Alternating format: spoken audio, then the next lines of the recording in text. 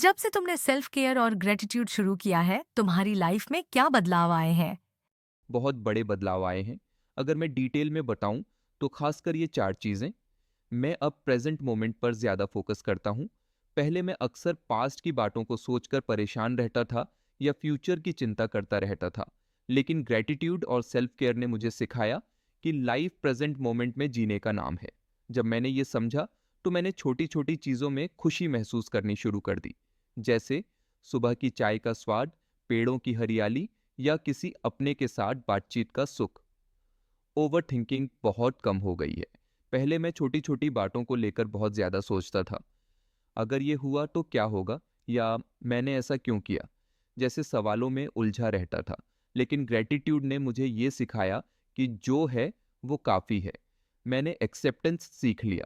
अब हर स्थिति को काल्मली हैंडल करता हूँ। पॉजिटिव चीज़ों पर ज़्यादा ध्यान देता हूँ, नेगेटिविटी पर कम। पहले मैं अक्सर ये देखता था कि क्या गलत हो रहा है, लेकिन ग्रैटिट्यूड प्रैक्टिस ने मेरी नज़रिया बदल दी। अब मैं ये देखता हूँ कि क्या अच्छा हो रहा है, चाहे वो कोई बड़ी बात हो या छोटी। पॉजिटिव माइंडसेट ने मुझे खुश रहना सिखाया है। और सबसे बड़ी बात, मेरी हैप्पीनेस बढ़ गई है। हैप्पीनेस अब मेरे लिए एक्सटर्नल चीज़ों पर निर्भर नहीं करती।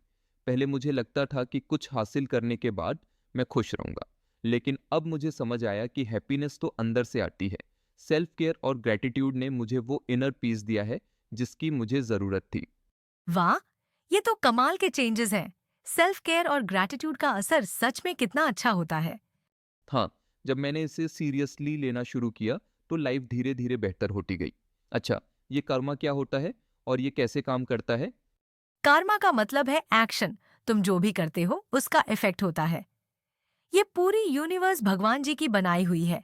इसमें हर चीज, इंसान, जानवर, नेचर, पानी, आग, सब कुछ भगवान जी का दिया हुआ है। समझ रहा हूँ, आगे बताओ। भगवान जी के द्वारा दी गई चीजों की रिस्पेक्ट करना हमारा कर्तव्य है। अगर हम किसी के लिए अच्छे इंटेंशन रखते हैं और उनका भला चाहते हैं, तो वो अच्छे कर्म हैं। हमें हमेशा दूसरों के लिए अच्छा करना चाहिए, दूसरों के लिए अच्छा बोलना चाहिए, दूसरों के लिए अच्छा सोचना चाहिए। तो बुरे कर्म क्या होते हैं? बुरे कर्म दो तरह के हो सकते हैं। एक, जानबूझकर किसी को नुकसान पहुंचाना या गलत काम करना। दो, जब तुम्हारे साथ कुछ गलत हो रहा हो और तुम उस पर स्टैंड नहीं लेते। मतलब सिर्फ खुद अच्छे रहना काफ़ी नहीं है? बिल्कुल नहीं। अपने साथ गलत होता देख चुप रहना भी बुरे कर्म में आता है। सही के लिए खड़ा होना और खुद को और दूसरों को अच्छा महसूस कराना ही पूरी तरह से अच्छे कर्म है।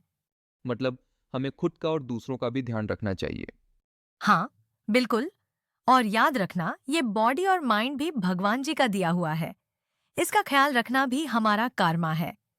तो जो हम करते हैं वो कहीं ना कहीं वापस हमारे पास आता है। हाँ, ये यूनिवर्स का लॉ है। जैसा करोगे वैसा ही पाओगे। बहुत इंटरेस्टिंग है। मुझे अब कर्मा की सही मीनिंग समझ आ गया।